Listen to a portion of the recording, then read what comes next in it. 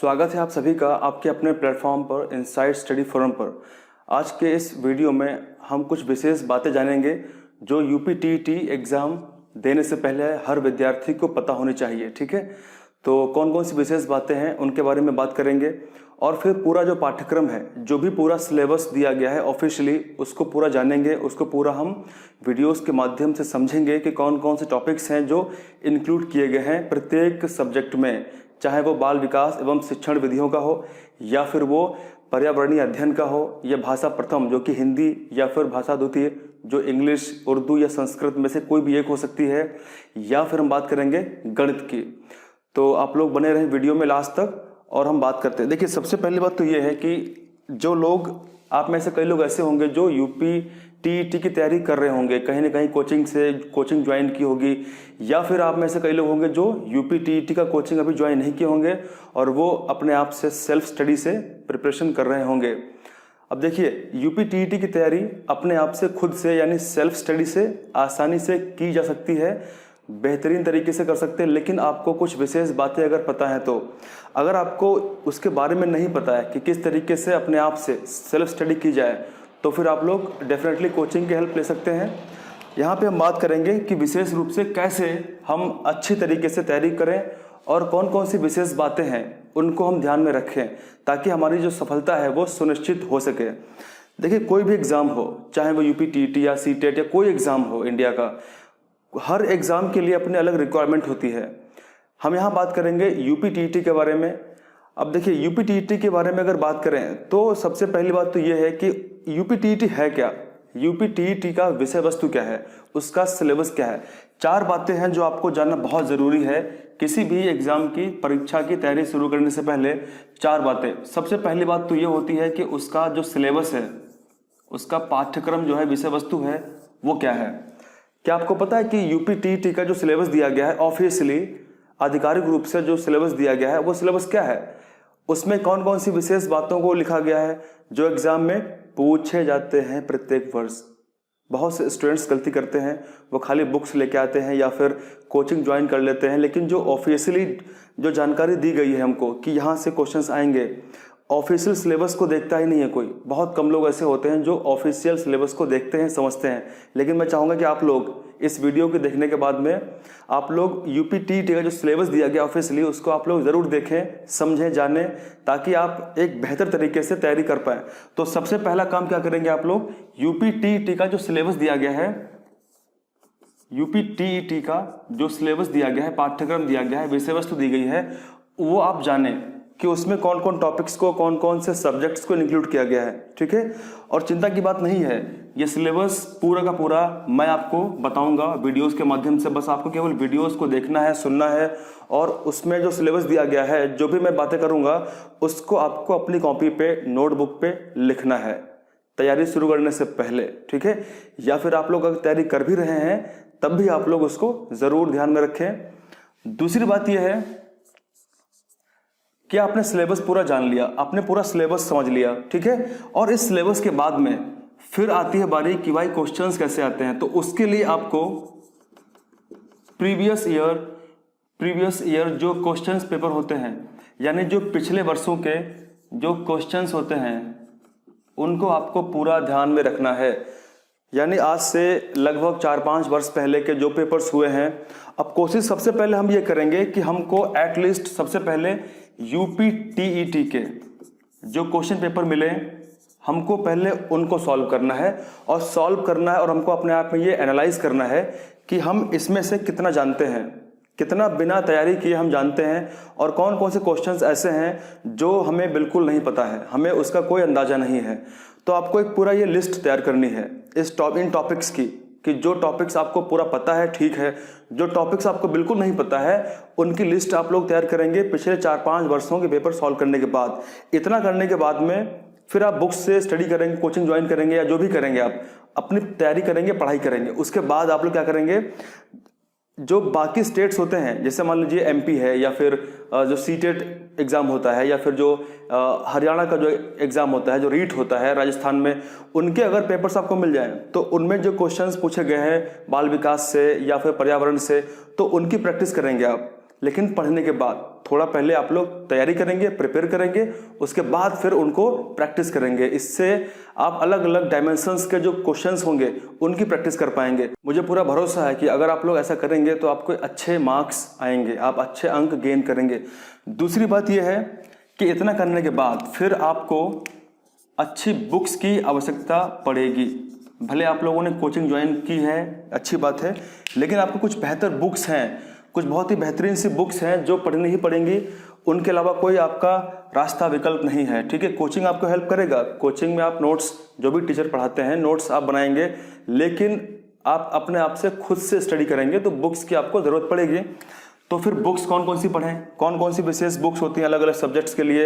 At least एक एक किताब, ठीक है, एक एक, ज़्यादा किताबें नहीं, एक एक या फिर मैक्सिमम 2 बुक्स की हम बात करेंगे। और उसके बाद में आपने अच्छी बुक्स भी चूज कर ली हैं, आपने सिलेबस पूरा पढ़ लिया है, ठीक है, आपने पिछले वर्षों के यूपीटीटी के जो क्वेश्चंस पूछे गए थे आपने उसको भी पूरा तैयार कर लिया है, समझ लिया है कि क्वेश्चंस कैसे पूछे जा रहे हैं, टॉपिक्स कौन कौन से हैं जो इंक्लूड किए गए हैं, और पूरा अपने ध्यान में रख लिया है। ओके, उसके बाद फिर आपने बुक्स को भी चूज कर लिया है कि ये बेस्ट बुक्स हैं और मुझे केवल इन्हीं बुक से ही पढ़ाई करनी है। ऐसा नहीं होता है कि आपका फ्रेंड एक नई बुक लेके आया है, वो उससे पढ़ रहा है, आपने देखा यार कि मुझे वो बुक अच्छी लग रही है देखने में। आपको केवल 1 या 2 स्टडी मटेरियल पे पूरा रिलाई रहना है, डिपेंड रहना है। चारों तरफ अगर बहुशाखा हिनंतश्च हो जाएगा तो बुद्धियो व्यवसाय नाम हो जाएगा, ठीक है। ये गीता का श्लोक है। आपको चारों दिशाओं में नहीं दौड़ना है, आपको केवल एक लिमिटेड स्टडी मटेरियल पे फोकस करना है और उसको बार बार, कितनी बार, जितनी बार आप चाहें उतनी बार, बार बार उसको आप पढ़ेंगे, रिवाइज करेंगे, उसी से आपके दिमाग के अंदर वो चीज़ें जाएंगी, ठीक है। चारों तरफ दौड़ने से फायदा नहीं है। उसके बाद आपने इतना सब कर लिया है, उसके बाद फिर एक बहुत ही बेहतरीन स्ट्रेटजी की आपको जरूरत पड़ेगी कि भाई ये सारा हमने तैयार कर लिया है, लेकिन इसको शुरू कैसे करें, इसको कैसे पढ़ें, किस किस चीज़ों को पहले पढ़ें, कौन कौन टॉपिक्स को ज़्यादा फोकस करें, तो एक स्ट्रेटजी की ज़रूरत पड़ेगी, ठीक है। तो ये सारी चीज़ें आपको पूरा का पूरा ध्यान में रखना है, फिर आप बेहतरीन तरीके से यूपीटीटी की तैयारी करेंगे। और आई एम श्योर, मुझे पूरा भरोसा है कि अगर आपने ऐसा फॉलो किया तो फिर आप डेफिनेटली टीचर तो बन ही जाएंगे, ठीक है, कंफर्म है, टीचर तो बन ही जाएंगे। बस सबसे पहले आपको इसका पूरा सिलेबस समझना है, सिलेबस जानना है, और सिलेबस क्या क्या है वो आपको मैं बताऊंगा, और वो भी पूरा ऑफिशियल सिलेबस से पीडीएफ के माध्यम से पूरा आपको मैं बताऊंगा। और आप लोग उस पीडीएफ में जो भी सिलेबस दिया गया उसको नोट करेंगे कॉपी पे, ताकि आप उसको रिवाइज कर पाएं और जो भी पढ़ें उससे मैच करें कि जो जो सिलेबस दिया गया है एटलीस्ट वो कम से कम आप पढ़ें, उसके अलावा एक्स्ट्रा भी पढ़ेंगे तब भी फायदा आपको मिलेगा, डेफिनेटली मिलेगा। और पिछले वर्षों के क्वेश्चन पेपर जो भी हुए हैं, कुछ क्वेश्चंस की प्रैक्टिस मैं पहले करा चुका हूं और कुछ की प्रैक्टिस अभी आगे हम और करेंगे, ठीक है। तो चिंता मत करें, मैक्सिमम जितने क्वेश्चंस होंगे यूपीटीटी में, चाइल्ड डेवलपमेंट पेडागोजी, उसके अलावा पर्यावरण अध्ययन, उसके अलावा हिंदी, इंग्लिश, तो इन सभी विषयों की प्रैक्टिस भी मैं आपको कराऊंगा, प्रैक्टिस भी हम करेंगे और बेहतरीन प्रैक्टिस करेंगे। और बुक्स की बात हम करेंगे कि कौन कौन सी बेस्ट बुक्स हो सकती हैं जो हम उनको स्टडी करें, उनके ऊपर डिपेंड रहें। और फाइनली स्ट्रेटजी की भी बात हम करेंगे, ठीक है। तो फाइनली सबसे पहले हम बात करते हैं कि भाई सिलेबस क्या है, और सबसे पहले कुछ विशेष बातें हैं, सिलेबस जानने से पहले कुछ विशेष बातें हैं उनको जान लेते हैं, और वो हम सब कुछ करेंगे पीडीएफ के माध्यम से, ठीक है। तो स्टार्ट करते हैं। इस वीडियो में हम कुछ विशेष बातें जानेंगे। अगर आप यूपीटीईटी की तैयारी करना चाहते हैं तो सबसे पहले आपको ये वीडियो पूरा देखना होगा, क्योंकि इस वीडियो में हम बिल्कुल बेसिक बातें समझेंगे कि यूपीटीईटी की डिमांड क्या है, क्वेश्चंस कैसे आते हैं, सिलेबस क्या है उसका, और उसके बाद में हम स्टार्ट करेंगे यूपीटीईटी का पूरा सिलेबस, जिसमें आपको मैथ्स से लगा करके प्रत्येक विषय को सही तरीके से पढ़ाया जाएगा और क्वेश्चंस प्रैक्टिस कराए जाएंगे। तो स्टार्ट करते हैं वीडियो। तो सबसे पहले इसमें हम बात करेंगे यूपीटीईटी का जो एग्ज़ाम होता है उसकी संरचना क्या है और विषय वस्तु क्या है, ठीक है, बहुत ज़रूरी है। यूपीटीईटी में सभी प्रश्न एक सही उत्तर के साथ 4 विकल्प वाले बहुविकल्पी प्रश्न, जिनको हम एमसीक्यू कहते हैं, तो इस टाइप के क्वेश्चंस आते हैं। प्रत्येक प्रश्न जो है वो 1 अंक का होगा, और इसमें सबसे बड़ी बात यह है कि इसमें नेगेटिव मार्किंग नहीं होती है, ठीक है। यूपीटीईटी के 2 पेपर होंगे, जैसे पेपर 1, पेपर 2। पेपर 1 में बात करेंगे, इसमें ऐसे व्यक्ति के लिए ये पेपर होगा जो कक्षा 1 से 5 तक के लिए शिक्षक बनना चाहते होंगे, यानी प्राथमिक स्तर की हम बात इसमें कर रहे हैं। उसके बाद पेपर 2 ऐसे व्यक्ति के लिए होगा जो कक्षा 6 से 8 तक के लिए शिक्षक बनना चाहते हैं, यानी उच्च प्राथमिक स्तर की इसमें हम बात कर रहे हैं। नेक्स्ट पॉइंट है, ऐसा व्यक्ति जो दोनों स्तर यानी कक्षा 1 से 5 और कक्षा 6 से 8 के लिए अगर वो पेपर देना चाहता है, शिक्षक बनना चाहता है, तो उसको दोनों पेपर 1 और 2 दोनों पेपर देने होंगे। तो सबसे पहले इसमें हम बात करेंगे प्रथम प्रश्न पत्र यानी प्राथमिक स्तर का कक्षा 1 से 5 के लिए कि कौन कौन से इसमें विषय हैं और इसमें समय कितना रहने वाला है। तो इसमें जो बेसिक बातें हैं वो हम समझेंगे। तो जैसा हम जानते हैं कि पेपर की जो अवधि है वो कितनी रहेगी, वो रहेगी 2.5 घंटे की, और 2.5 घंटे में आपको 150 क्वेश्चंस को सॉल्व करना होगा। ठीक है। अब यहाँ पे सबसे इम्पॉर्टेंट बात ये है कि इसके जो विषय वस्तु है वो बहुत ज़रूरी है आपको जानना। बाल विकास एवं शिक्षण विधि से 30 क्वेश्चंस आएंगे और 30 अंक के होंगे। भाषा प्रथम हिंदी रहेगी, इसमें भी 30 क्वेश्चंस होंगे और 30 अंक के होंगे। भाषा द्वितीय यहाँ पे इंग्लिश या फिर उर्दू या संस्कृत, इसमें से कोई भी आप चूज़ कर सकते हैं अपनी सुविधा के अनुसार। ये भी 30 क्वेश्चंस आएंगे और 30 अंक के होंगे। गणित 30 क्वेश्चंस आएंगे, 30 अंक के होंगे। और पर्यावरणीय अध्ययन, इसमें 30 क्वेश्चंस आएंगे और 30 अंक के होंगे। तो टोटल क्वेश्चंस कितने होंगे? 150, और टोटल मार्क्स कितने होंगे? 150। तो ये आपको जानना बहुत ज़रूरी है। आगे आने वाले वीडियोज़ में हम विस्तार से बात करेंगे कि बाल विकास एवं शिक्षण विधि में आपको क्या पढ़ना है, यानी ऑफिशियल सिलेबस क्या है और कौन कौन सी बेस्ट बुक्स होंगी जिससे हम बाल विकास एवं शिक्षण शास्त्र तथा सभी प्रकार के विषयों को सही तरीके से पढ़ें। तो उस वीडियो में हम बात करने वाले हैं। फिर इसमें आगे हम बात करेंगे कि जो प्रश्नों की प्रकृति है और उनका स्तर जो है वो कैसा रहेगा, ये काफ़ी ज़रूरी जानना है। बहुत से ऐसे स्टूडेंट्स होते हैं कि वो बुक्स को स्टोर करते रखते हैं, अपने रूम को, स्टडी रूम को लाइब्रेरी में कन्वर्ट कर देते हैं, लेकिन वो कभी भी उन बुक्स को पढ़ते नहीं हैं। लेकिन ऐसा आप लोग नहीं करेंगे। ठीक है। आप लोग स्मार्ट प्लस हार्ड वर्क करेंगे, यानी केवल आप उन बुक्स को ही लेके आएंगे जिनको आपको 1 या 2 या 4-5 बार पढ़ना है। मतलब ऐसा नहीं करना है आप बुक्स लेके आए और आपने उसको 1-2 पेज पढ़ा और रख दिया और फिर नेक्स्ट बुक लेके आए, तो इसमें आपका लॉस होगा। तो इसमें आपका मनी का लॉस होगा प्लस आपका समय का लॉस होगा। आप काफ़ी कंफ्यूज रहेंगे, डाइवर्ट रहेंगे कि किस बुक से पढ़ें। बशर्ते आप केवल कुछ अच्छी बुक्स को लेके आएंगे और कोशिश रहेगी कि प्रत्येक विषय की सिर्फ एक ही पुस्तक हो लेकिन बढ़िया हो, ताकि हम अपना पूरा ध्यान उस पुस्तक पर केंद्रित करें और उसको हम मैक्सिमम टाइम रिवाइज करें, जिससे हमारा जो कंसंट्रेशन है वो बढ़े और एग्ज़ाम में हम सही उत्तर को टिक मार करके आएँ। ठीक है। फिलहाल यहाँ पे समझते हैं कि प्रश्नों की प्रकृति और उसका स्तर क्या रहने वाला है। बाल विकास और शिक्षण विधियों के बारे में जो प्रश्न हैं वो 6 से 11 आयु समूह के लिए प्रासंगिक अधिगम एवं अध्यापन के शैक्षिक मनोविज्ञान पर केंद्रित रहेंगे तथा वे विविध शिक्षार्थियों की विशेषताओं और आवश्यकताओं को समझने, शिक्षार्थियों के साथ आपस में परस्पर अंतरक्रिया तथा अधिगम के एक अच्छे फैसिलिटेटर की गुणवत्ताओं और विशेषताओं पर केंद्रित करेंगे। तो इस प्रकार के क्वेश्चंस आपको बाल विकास में पढ़ने को होंगे। और क्योंकि बाल विकास ये अत्यंत आवश्यक है, क्योंकि छोटे बच्चे रहेंगे 6 से 11 तक की आयु वाले, तो उनका आपको विकास करना है, उनका आपको मानसिक विकास करना है। तो इसीलिए आपको ये चीज़ें पढ़नी बहुत ज़रूरी हैं और हम इस चीज़ों को सही तरीके से पूरा डिस्क्राइब करेंगे जब लेक्चर्स हम डालेंगे। ठीक है। दूसरा है भाषा 1। इसमें प्रश्न अनुदेशों के माध्यम से संबंधित निपुणताओं पर केंद्रित रहेंगे। दूसरा भाषा 2 है। इसमें भाषा 1 से अलग भाषा होगी, यानी इसमें आप इंग्लिश, उर्दू या संस्कृत में से कोई एक ले सकते हैं। एक अभ्यर्थी द्वारा उपलब्ध भाषा विकल्पों में किसी एक भाषा का चुनाव किया जाएगा और आवेदन पत्र में इसका विशेष रूप से उल्लेख भी किया जाएगा। ठीक है।